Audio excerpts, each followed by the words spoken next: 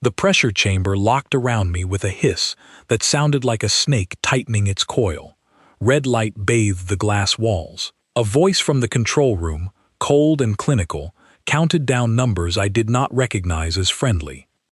Subject Ashford. Atmospheric density increasing to triple standard. Please remain calm. Remain calm, as if my chest was not already being squeezed by an invisible fist. I gripped the rail bolted to the floor and forced my breathing to slow.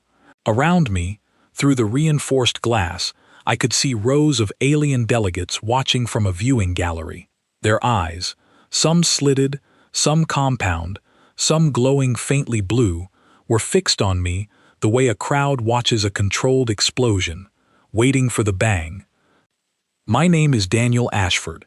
3 months ago, I was a mid-level attaché for the Earth diplomatic mission, the kind of job nobody fights over because it mostly means filling out forms and sitting quietly during meetings where nobody expects you to speak. Today, I was standing inside a testing pod built by the Galactic Council, about to be crushed, frozen, starved of air, and studied like a lab rat, because somebody decided humanity needed to be measured. The pressure kept climbing. My vision blurred for a moment. Somewhere behind the glass, a council scientist named Vex Threll adjusted a dial and murmured something to his assistant. I could not hear the words, but I saw the assistant's antennae twitch with surprise. Then, just as I thought my ribs might give out, the counter stopped. A soft chime rang through the chamber. Test complete. Subject shows no distress markers beyond standard tissue compression. Proceeding to next phase. No distress markers. I almost laughed. My lungs felt like they had been standing in for a car jack, but apparently that counted as fine. I had not asked for this. Nobody on Earth had asked for this. It began, as most strange things do, with an invitation nobody could refuse. 6 weeks earlier, the Galactic Council sent a formal notice to every member and provisional species. Humanity, having only recently been granted provisional status after our first contact with the Veyron trade fleet, was still viewed the way a new student is viewed on the first day of school. Curious glances, a little pity, a little suspicion. The notice explained that the Council had developed something called the Universal Aptitude and Physiology Assessment, or APA for short.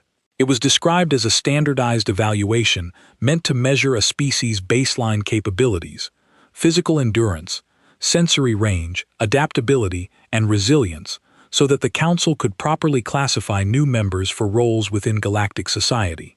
Some species would be marked suitable for diplomacy, some for labor, some for scientific research, some, quietly, for what the notice called supervised integration, a polite term for species considered too fragile or too dangerous to be trusted with much responsibility at all.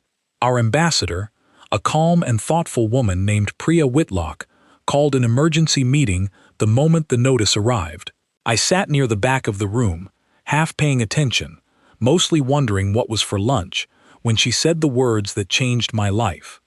We need a volunteer for the trials. Someone has to represent Earth. Silence. Nobody moved. Everyone in that room understood what those trials meant. We had all heard the rumors about other species failing spectacularly, about creatures twice our size collapsing during simple heat tests, about the embarrassment that came with being ranked poorly in front of the entire galaxy. Humanity was young here. We did not want to be humiliated on our very first real test. I do not know why I raised my hand. Maybe it was pride. Maybe it was the quiet anger of being underestimated by aliens, who had barely bothered to learn our history before deciding what tier we belonged in. Maybe I just did not like the silence in that room, the sense that everyone was hoping somebody else would step up. Whatever the reason, my hand went up, and Priya's eyes found mine with something between relief and worry. "Daniel," she said, "are you certain?" I was not certain at all, but I said yes anyway, because some decisions get made before you fully understand them, and by the time your brain catches up, you are already committed. 3 days later, I was aboard a transport ship, bound for the Council testing station, a massive structure orbiting a dead star, built specifically for this purpose. The station was cold, sterile, and lit with the kind of clean white light that makes everything feel like a hospital. I was escorted by a council liaison named Sanaya, a tall, willowy being with skin like polished silver and eyes that never seemed to blink.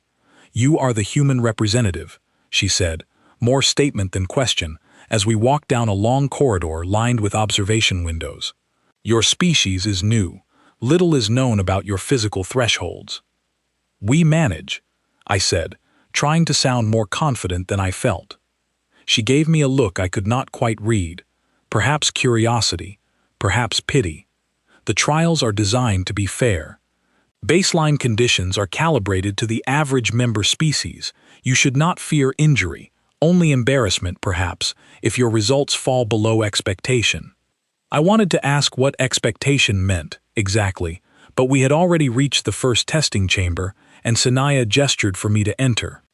That was how I ended up standing in a glass pod, while the atmosphere around me tripled in density, listening to scientists murmur about my apparently unremarkable tissue compression.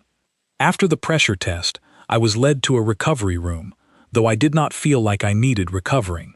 A nurse, if that is even the right word for the insectoid medical technician assigned to me, ran a scanner over my chest and frowned in a way that insects should not really be able to frown.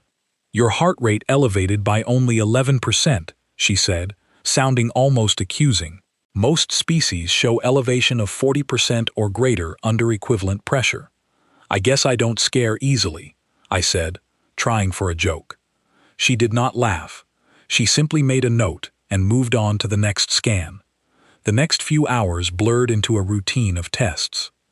Grip strength, measured against a resistance bar that apparently broke the previous record set by a species called the Dren, a race known throughout the galaxy for their crushing forearms.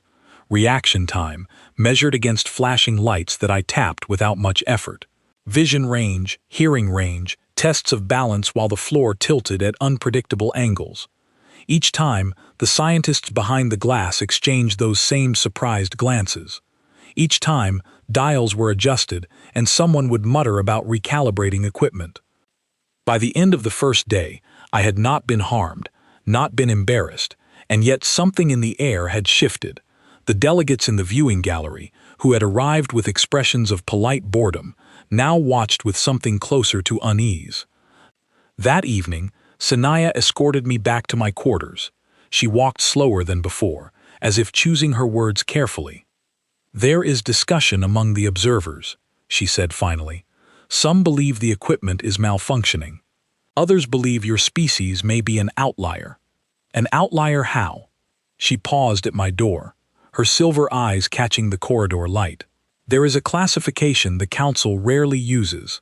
It applies to species that evolved under conditions considered statistically extreme, worlds with frequent catastrophe, worlds where survival itself was never guaranteed. I thought of Earth, ice ages that buried continents, supervolcanoes that blotted out the sun for years, diseases that swept through cities before anyone understood what they were, predators larger than cars, centuries of conflict between our own people, brutal and constant, that somehow never quite finished us off. We call those death worlds," Sanaya said quietly. "It is not a compliment, it is a warning." She left me standing in the corridor with that word hanging in the air. Death world. I did not know yet how much that single word would change everything, but standing there, alone, with the memory of my own unremarkable heartbeat still echoing in my ears, I felt something shift inside me.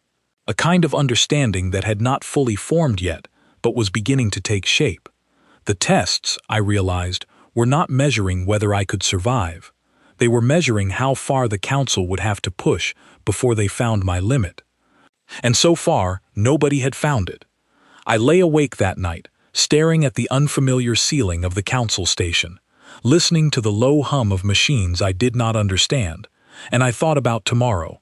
Whatever came next, I understood one simple truth. This was no longer just a test of my body. It was a test of everything humanity had never bothered to explain about itself, because we never thought we would need to. Tomorrow, the trials would grow harder. Tomorrow, I would find out just how much the galaxy did not understand about the world I came from, and just how much they were about to learn, whether they were ready for it or not.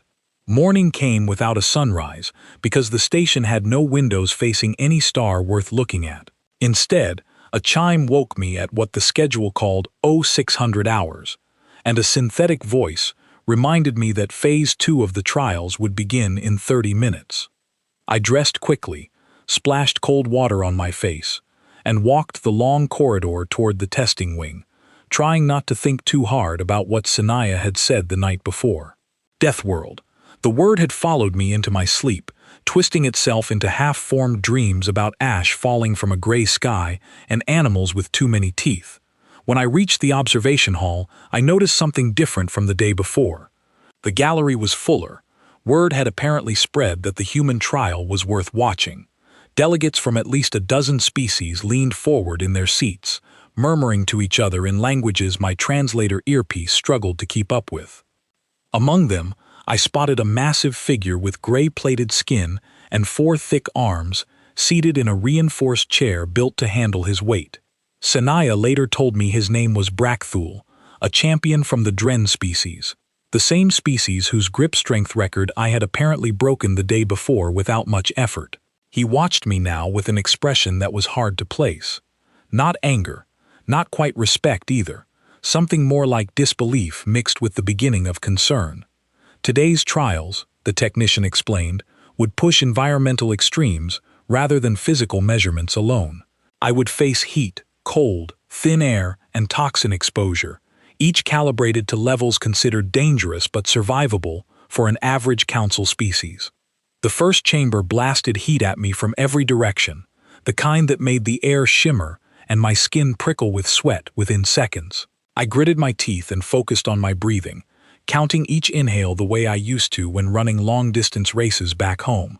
Sweat poured down my back, my shirt clinging to my skin, but I stayed upright, stayed conscious, stayed functional. Behind the glass, Vex Threll adjusted his instruments with visible frustration. Core temperature rising within expected parameters, he said to his assistant, loud enough that my earpiece picked it up. No signs of organ stress. Continue to next stage. The cold chamber came next, and this one bit harder than I expected. My breath turned to fog immediately, and my fingers began to ache within the first minute.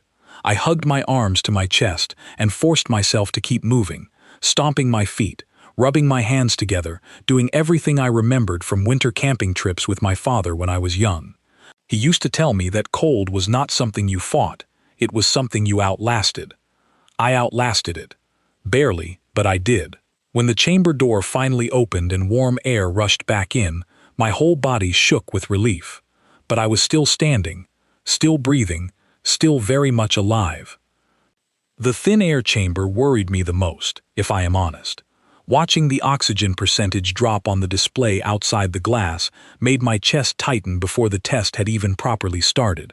But something strange happened as the air grew thinner. My body seemed to know what to do without me telling it. My breathing slowed and deepened. My heart found a steady, efficient rhythm instead of racing in panic. I felt lightheaded, yes, and my vision narrowed slightly at the edges. But I did not collapse. I did not even come close.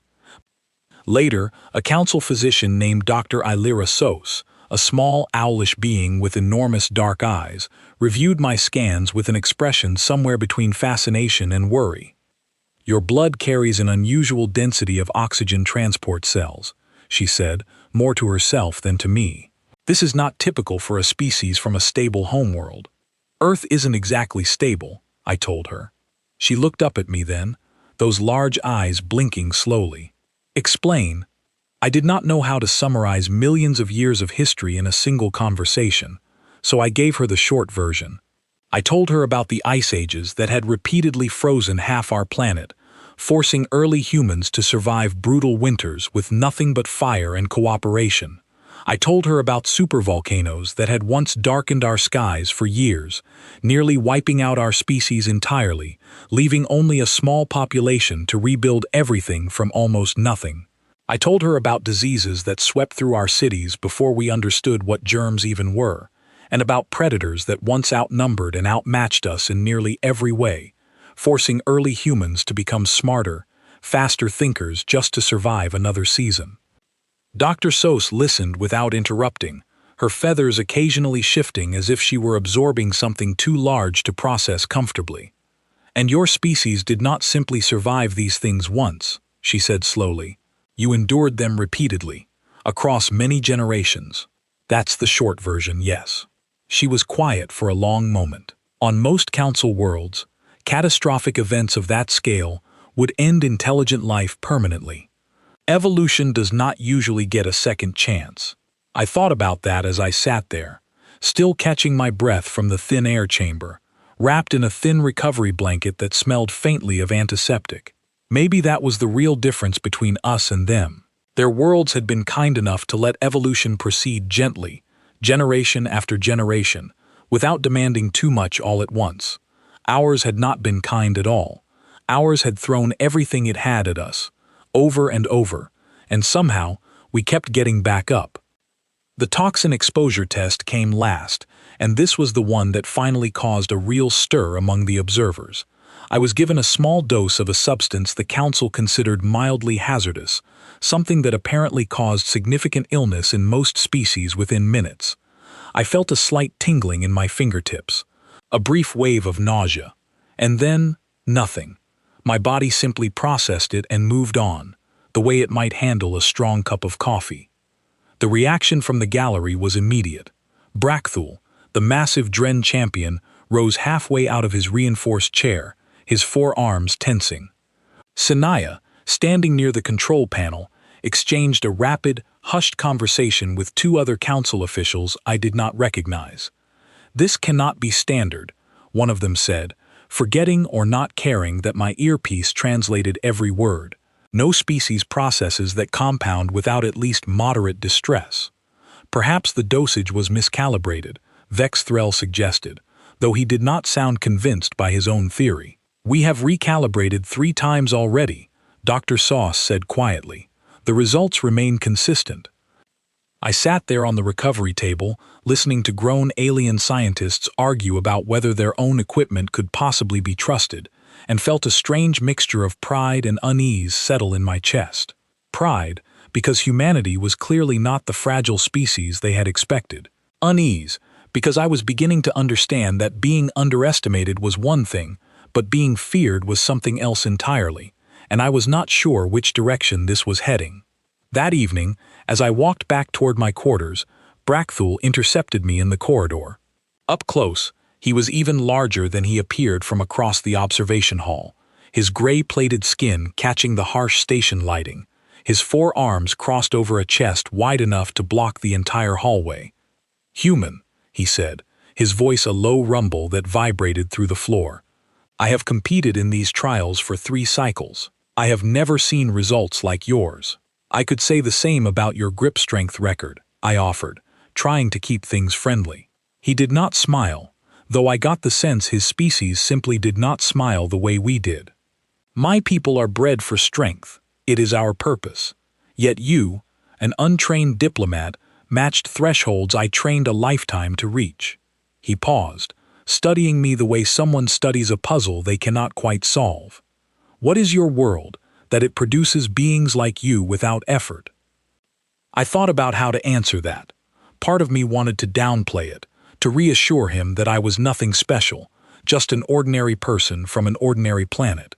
But another part of me, a part that was growing louder with each passing hour, wanted him to understand exactly what kind of world had shaped me.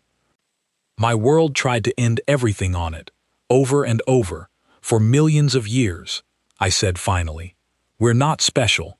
We're just what's left after everything that couldn't survive, didn't." Brackthul studied me for a long moment, his expression unreadable.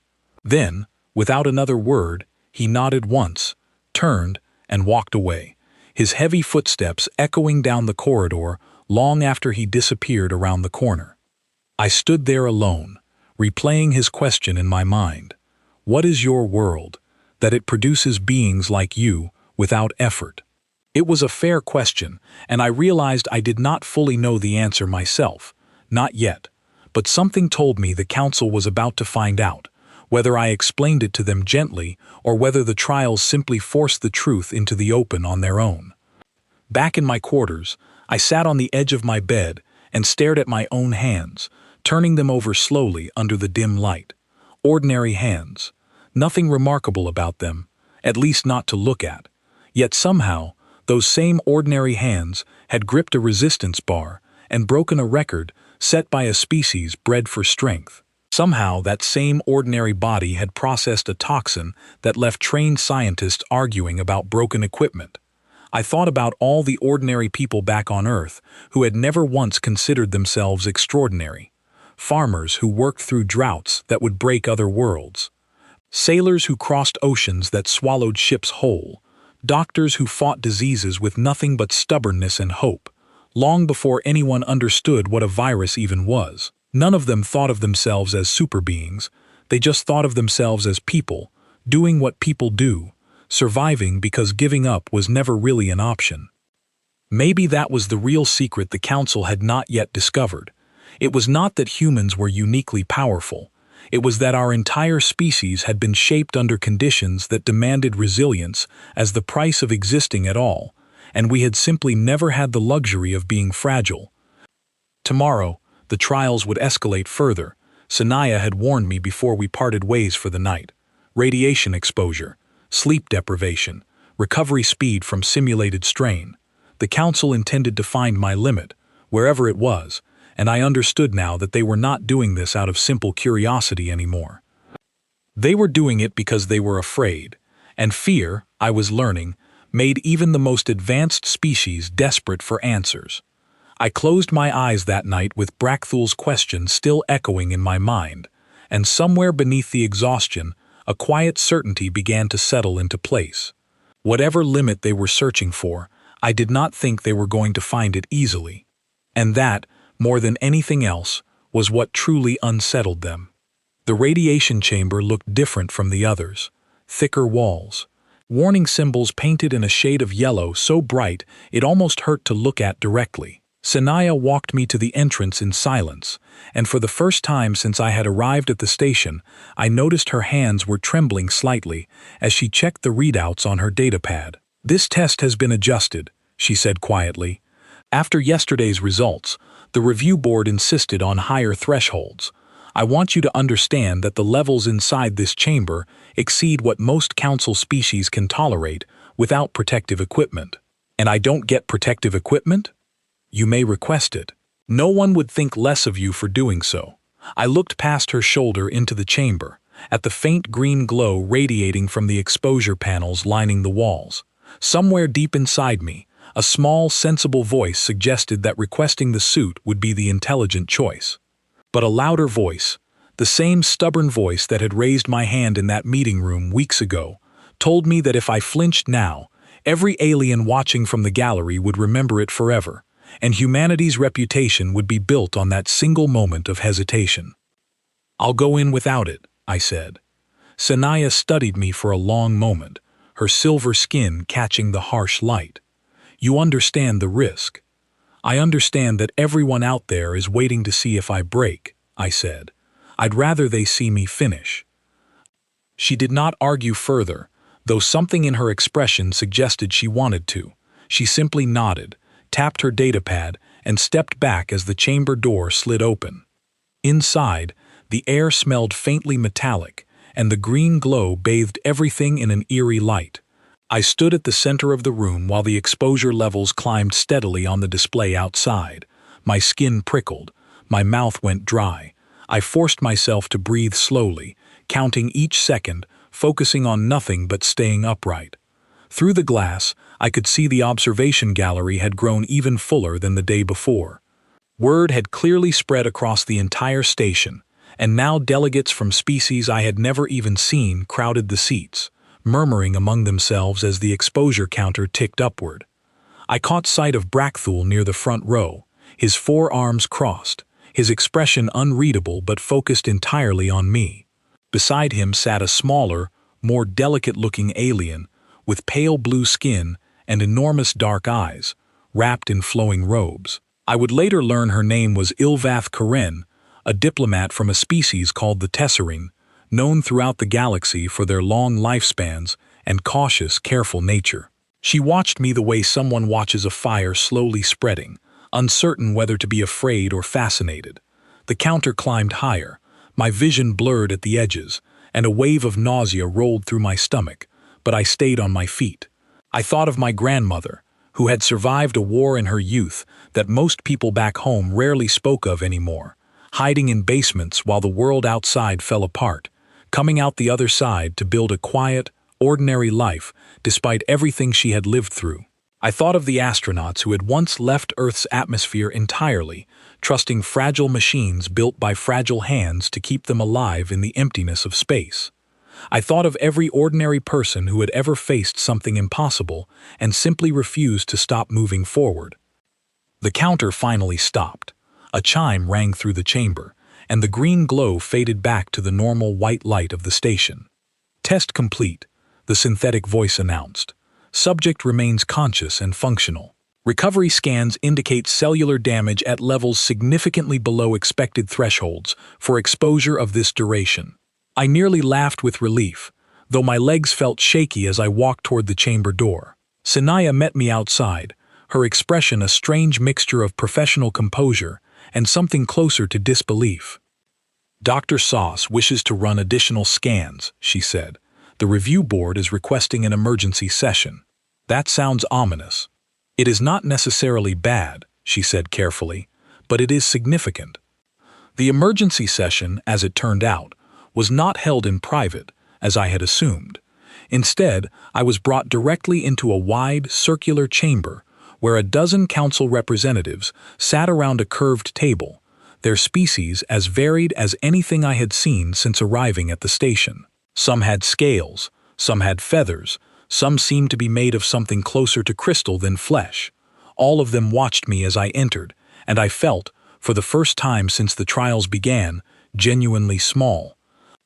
At the center of the table sat an elder representative named Counselor Arinth Vale, an ancient, dignified being whose species I never did learn the name of, though something about the slow, deliberate way he spoke suggested a mind that had witnessed centuries pass without much surprising it. "Mr. Ashford," he said, his voice deep and measured, "your results have created considerable discussion among this council. We would like to understand your species better, if you are willing to speak plainly." "I'll answer what I can," I said, taking the seat offered to me. "Your homeworld," Counselor Vale continued. "Tell us about its history, not the polite version prepared for diplomatic briefings, the true history." I hesitated, glancing around the table at the many unfamiliar faces watching me with open curiosity. Then I began to speak, and once I started, the words came easier than I expected. I told them about human conflict, not to boast, but because it seemed important that they understand. For most of our history, humanity had not faced a single unified threat, like a natural disaster or a hostile predator. We had faced ourselves, generation after generation, tribes and nations rising and falling, sometimes through cooperation, sometimes through struggle, each cycle forcing new innovations simply to keep pace with rivals who wanted the same limited resources we did. I explained how this constant internal pressure had, strangely enough, made us better at working together in large, complex groups, because the alternative was always losing ground to someone else who cooperated more effectively. I told them about disease not as a single historical footnote, but as a constant companion throughout our existence, one that had shaped our immune systems into something remarkably adaptable, forced to constantly evolve new defenses simply to keep pace with pathogens that evolved just as quickly in return. I told them about our relationship with pain and hardship, how human children were taught from an early age that struggle was not something to be avoided entirely, but something to be endured and eventually overcome, a lesson passed down through countless generations who had no choice but to learn it themselves. Counselor Vale listened without interruption, his ancient eyes never leaving mine. When I finished, silence settled over the chamber for a long moment. "Your species did not evolve toward peace," he said finally. "You evolved toward endurance." I suppose that's one way to put it, I admitted. Most council worlds achieved stability early in their development, he continued. Environmental conditions favorable enough that intelligent life, once established, was rarely threatened with true extinction. Evolutionary pressure eased. Comfort became the norm. He paused, glancing at the other representatives seated around the table. Your world offered no such mercy. I did not know how to respond to that, so I simply nodded. There is a classification within our historical records, Counselor Vale said slowly, reserved for worlds that produce species capable of surviving what should, by any reasonable measure, have ended them. We have encountered such worlds before, though rarely, and never within recorded memory has a species from such a world sought peaceful membership within this council. What happened the other times? I asked, though some part of me suspected I already knew the answer would not be comforting. The chamber grew quiet again. Finally, a representative I had not yet heard speak, a being with dark, glassy skin that seemed to absorb the light around her, answered instead of Counselor Vale. They were not invited to join, she said simply. They were avoided. That single sentence hung in the air of the chamber long after she finished speaking, and I felt the weight of it settle over me like a physical thing. Avoided, not welcomed, not partnered with, simply left alone, out of caution, out of fear, out of an instinct so old it did not need explaining to anyone in that room except me. I left the emergency session that evening with more questions than I had walked in with. Sanaya escorted me back through the quiet corridors, and for the first time since we had met, she seemed unsure of what to say. You are frightening them, she finally admitted, as we reached my quarters. Not through any threat you have made, simply through what you are. I never wanted to frighten anyone, I said honestly. I just wanted to prove we belonged here. Perhaps, she said softly, those two things are no longer separate. She left me standing there in the corridor, and I walked into my quarters feeling more exhausted than any physical trial had left me. I sat on the edge of my bed, staring at nothing in particular, thinking about Counselor Vale's words. You evolve toward endurance.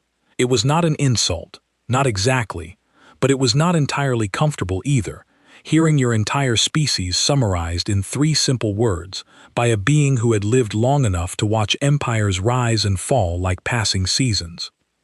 Tomorrow would bring the final phase of trials, Sanaya had told me before leaving. Sleep deprivation, recovery speed testing, and something she called simply the final measure, though she would not explain further what that meant.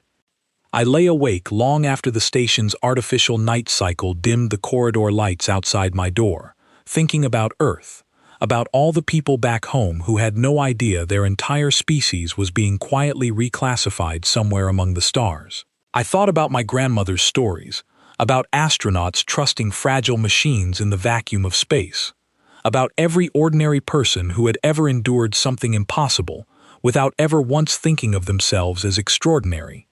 Maybe that was the truth the Council still had not fully understood. We were not super beings because we wanted power.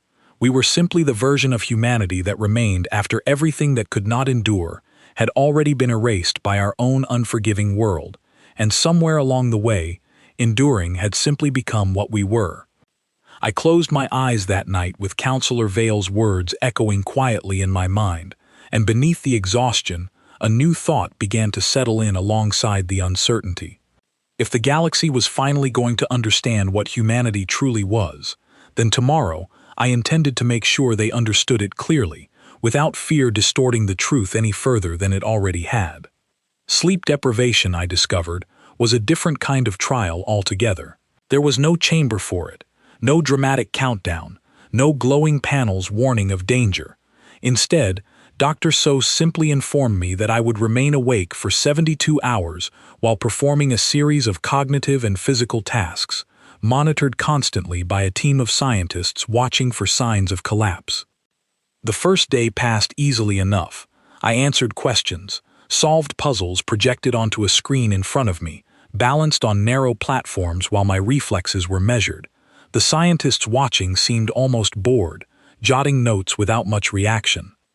By the second day, without proper rest, My thoughts began to blur at the edges, words sometimes slipping away from me mid-sentence, my hands growing heavier than they should have been. But I kept going, leaning on old habits from long nights spent finishing university assignments, from years of learning that exhaustion was something to push through rather than surrender to. It was during the second night that Ilvath Karen, the pale blue diplomat from the Tesserine species, was allowed to observe the trial up close for the first time. She sat quietly in the corner of the testing room, her large dark eyes following my every movement as I struggled through a memory exercise that required me to recall a long sequence of numbers. "You are exhausted," she said softly, her voice carrying none of the clinical detachment the scientists usually had. "Yet you continue. Stopping isn't really an option at this point," I said, rubbing my eyes. "For my people, sleep deprivation of even a single missed rest cycle causes severe cognitive collapse," she said. "We simply cannot function without it. It has never occurred to me that another species might endure this length of time and remain coherent." "We've had plenty of practice," I said, managing a tired smile. "New parents, soldiers on watch, doctors during long shifts. Sleep has always been something we fit around our responsibilities, not the other way around." She was quiet for a long moment, watching me finish the memory exercise despite my exhaustion. "It seems your species treats hardship as something ordinary," she finally said, "as though struggle itself is simply part of daily existence, rather than an exception to it." I did not have a clever answer for that. I simply nodded, because she was right, and there was nothing more to add. By the time the 72 hours ended, I was hollowed out with exhaustion, my thoughts sluggish, my body aching in a dozen places from simply forcing myself to stay upright for so long. Yet I had completed every task assigned to me, and when the final scan confirmed no lasting damage to my cognitive function, the room fell into the same stunned silence that had followed nearly every trial before it. I was given 12 hours to rest before the final phase began, and I slept through every minute of it, dreaming of nothing at all, which felt like the greatest gift the station had offered me so far. The recovery speed testing that followed was, in some ways, the strangest trial yet. Dr. Sos explained that this test would measure how quickly my body repaired minor tissue damage, a simple and controlled process meant to compare healing rates across species. A small, precise instrument created a shallow, minor wound on my forearm, no worse than a paper cut, and then the medical team simply observed and recorded how quickly it closed. Within minutes, the wound had already begun sealing itself, faster than the instruments had apparently ever recorded before. Dr. Sos ran the scan 3 times, her feathers ruffling with what I now recognized as her particular expression of disbelief. "This rate exceeds every documented species in our database," she said quietly, almost to herself, "by a significant margin." "Is that bad?" I asked. She looked up at me, her large eyes unreadable for once.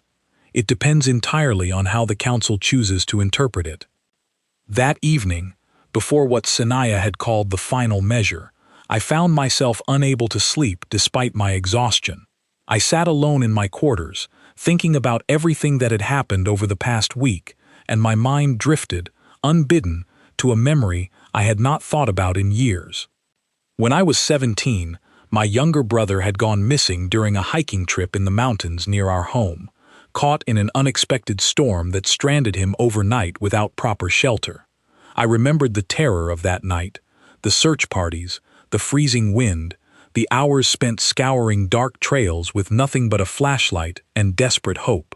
We found him the next morning, cold and frightened but alive, having survived the night by remembering everything our father had ever taught us about enduring harsh conditions, huddling beneath a rock outcropping, conserving warmth, refusing to give up despite every reason to feel hopeless. I remembered holding him afterward, both of us shaking, neither of us saying much, because there was nothing that needed saying. He had survived, not because he was extraordinary, but because he had simply refused to stop trying, the same way our parents had taught us, the same way generations before them had learned through hardship none of us had chosen, but all of us had inherited.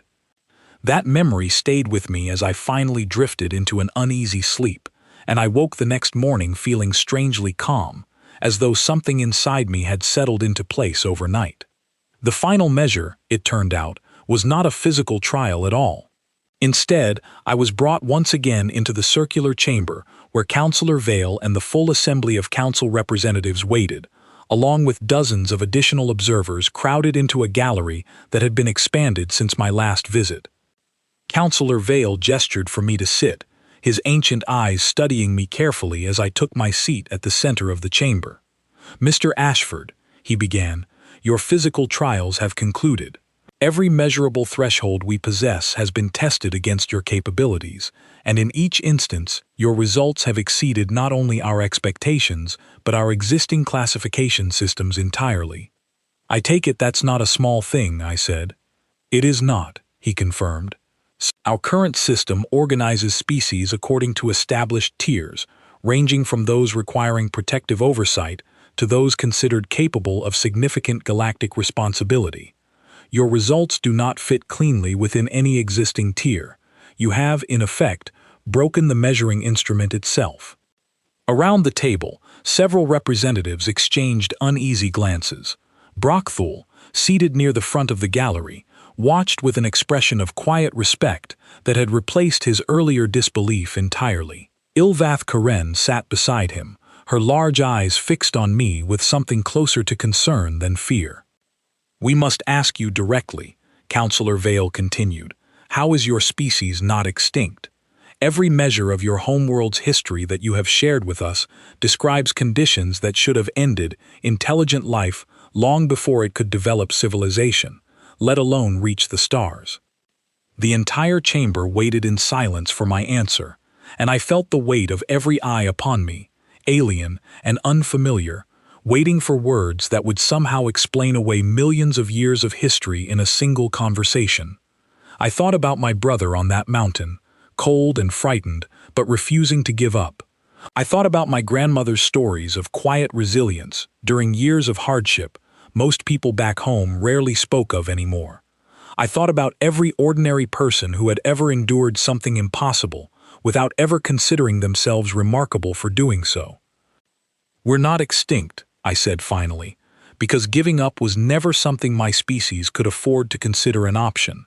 Every hardship you've read about in our history, the ice ages, the diseases, the conflicts between our own people, none of it happened once and then stopped.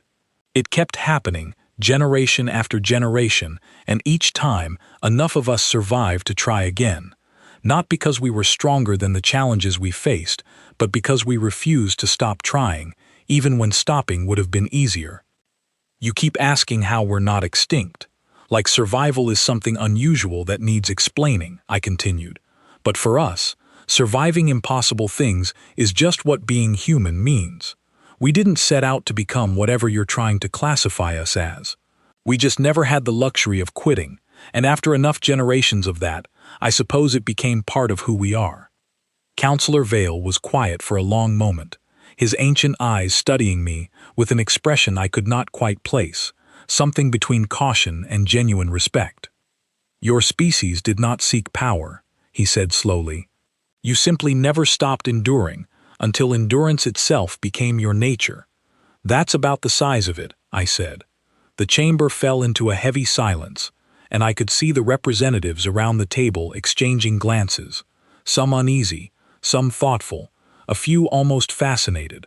Somewhere in that silence, I understood that everything was about to change, not just for me, but for every human back on Earth who had no idea their entire species was being redefined in this very room. Councillor Vale finally spoke again, his voice carrying a weight that seemed to settle over the entire chamber. "This council will require time to determine how humanity should be classified moving forward. What is certain, Mr. Ashford, is that your species can no longer be considered ordinary within our existing framework. You have proven yourselves capable of enduring conditions that would end most known species entirely, and you have done so, by your own account, without particular effort." "We'd appreciate being judged as partners," I said carefully, "not as a threat to be managed." "That distinction," Councillor Vale said quietly, may prove more difficult to maintain than you realize, now that the truth has been witnessed by every species represented in this chamber.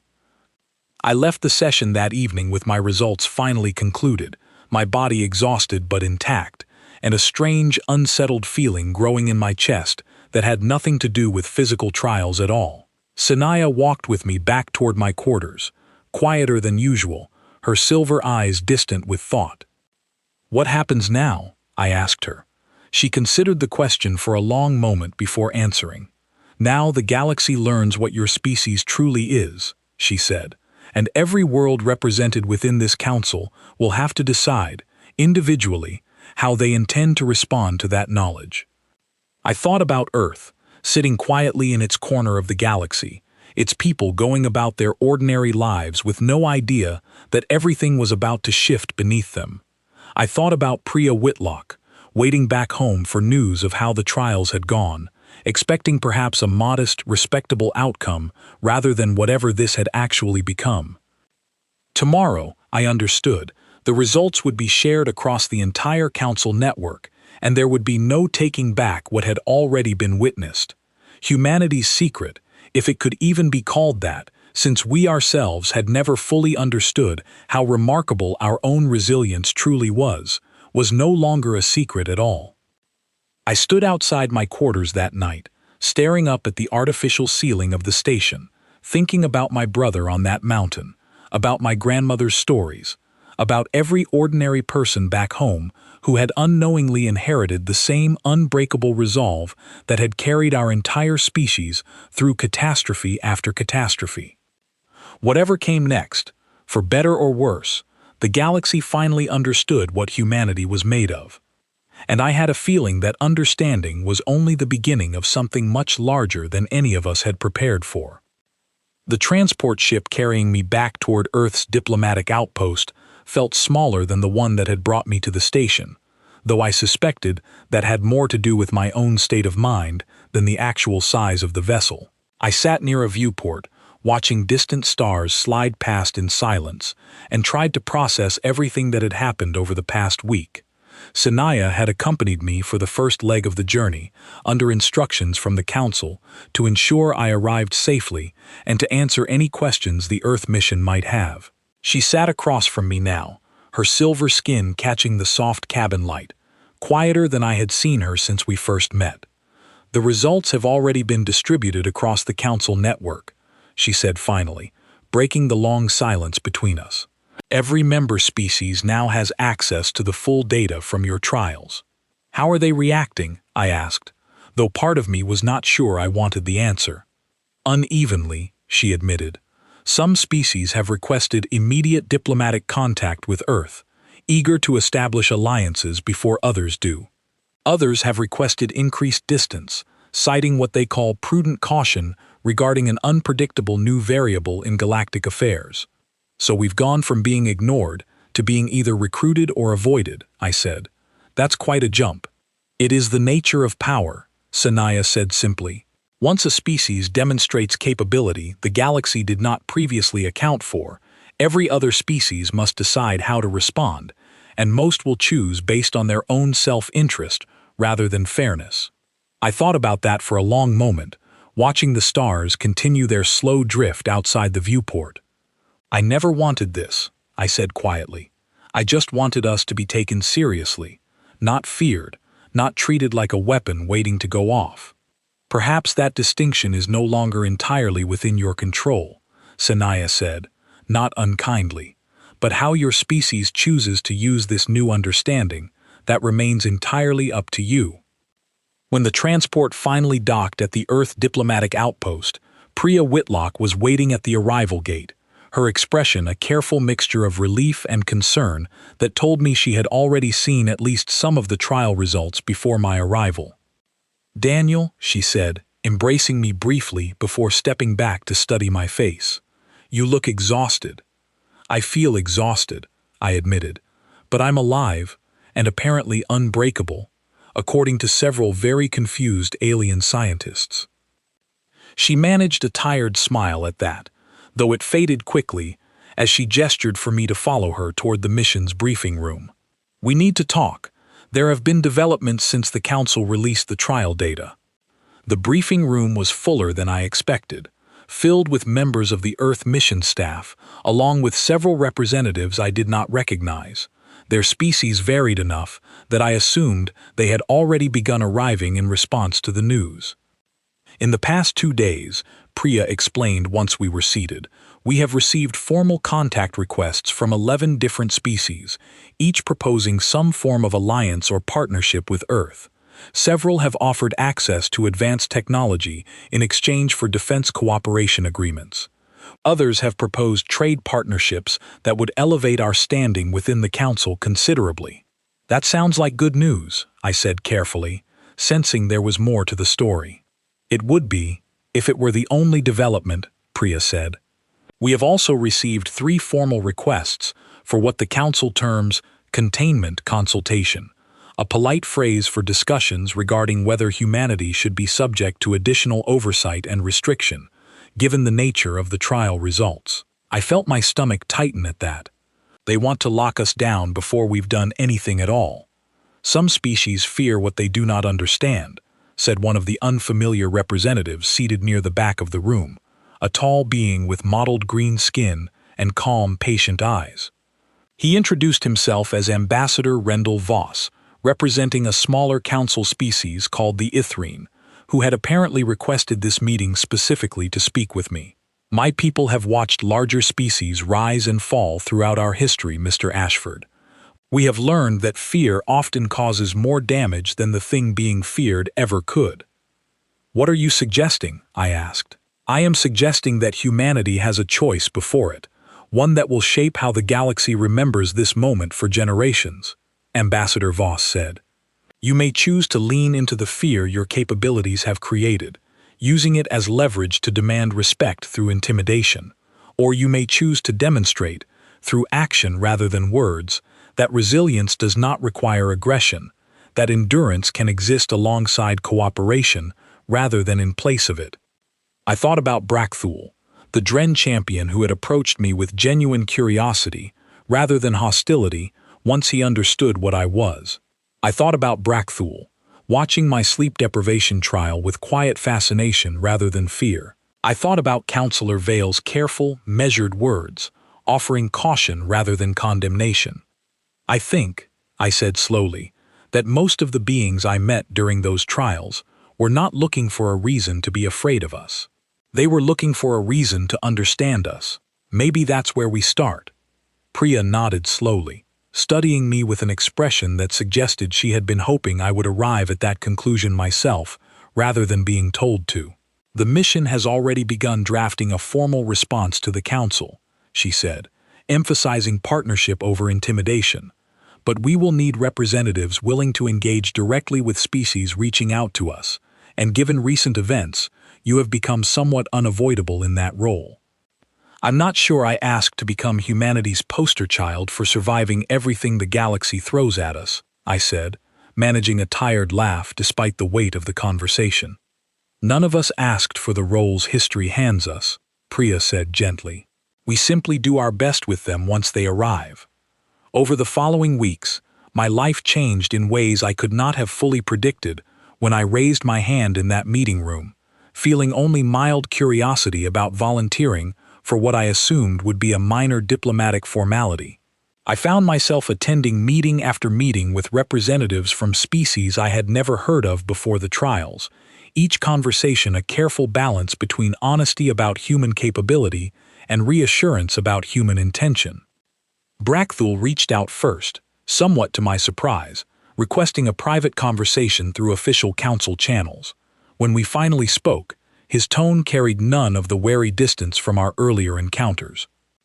My people respect strength, he told me, his forearms crossed in what I now recognized as his version of a relaxed posture.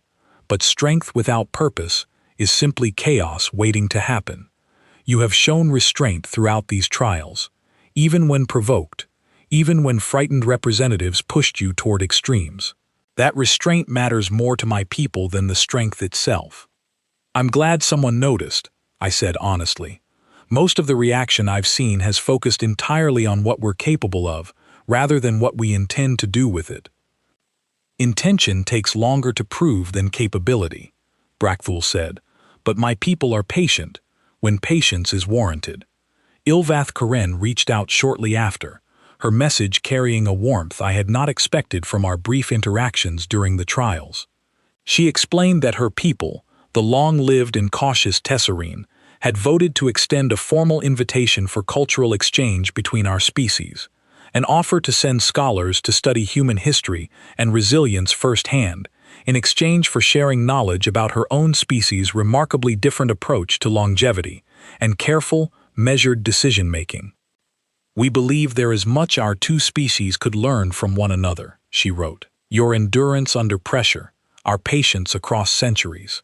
Perhaps together, we might understand something neither of us could grasp alone."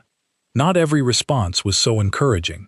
A species called the Corveth, one I had not encountered directly during the trials, sent a formal statement through council channels expressing what they termed grave concern regarding humanity's unclassified status, along with a proposal that Earth be placed under mandatory council oversight until further evaluation could determine appropriate long-term restrictions. Priya handled that particular response personally, her diplomatic experience far exceeding my own when it came to navigating hostility disguised as caution. "They're afraid," she told me afterward, when I asked how the conversation had gone. "And frightened species tend to seek control as a substitute for understanding. We simply have to be patient and consistent until fear gives way to familiarity." I thought often during those weeks about Counselor Vale's words in that final session. "You evolve toward endurance." It was strange, carrying that description with me into every new conversation, every new negotiation, every new alliance or hesitant, cautious first contact with a species still deciding whether to trust us. I was no longer simply Daniel Ashford, minor diplomatic attaché who had once worried mostly about paperwork and quiet, uneventful meetings. I had become, whether I wanted the role or not, a living symbol of what humanity truly was, standing at the center of a galaxy still deciding how to feel about that truth. Late one evening, several months after the trials had concluded, I found myself back on Earth for the first time since everything had changed, standing on a quiet hillside near my childhood home, watching the sun set over familiar mountains I had once hiked with my brother, now grown and living his own life some distance away, unaware of how often I thought about that cold night on the mountain when I explained our species' resilience to an entire council of alien representatives. My phone buzzed with a message from Priya, informing me that 3 additional species had requested formal contact in the past week alone, along with a note that Ambassador Voss had proposed establishing a small coalition of smaller, cautious species willing to formally align with Earth, viewing humanity's resilience as a potential source of stability rather than threat, provided we continued demonstrating restraint alongside our undeniable capability. I stood there on that hillside for a long while, thinking about how strange it was that a simple standardized test, designed to sort new species into convenient categories, had instead exposed something about humanity that we ourselves had never fully understood. We were not extraordinary because we sought power. We were not Deathworld survivors because we wanted to dominate anything or anyone. We simply carried within us the accumulated resilience of countless generations who had refused to give up, when giving up would have been so much easier, and that resilience, once witnessed by an entire galaxy, could not simply be unwitnessed again. The galaxy had wanted to measure us, to sort us neatly into tiers designed for species whose worlds had been kinder, whose evolutionary journeys had allowed for gentler mistakes and softer failures. Instead, they had measured a species forged by a world that offered no such mercy, and in doing so, they had inadvertently revealed something that would reshape how every civilization among the stars understood not just humanity, but the very concept of what survival could demand from a species willing to endure it.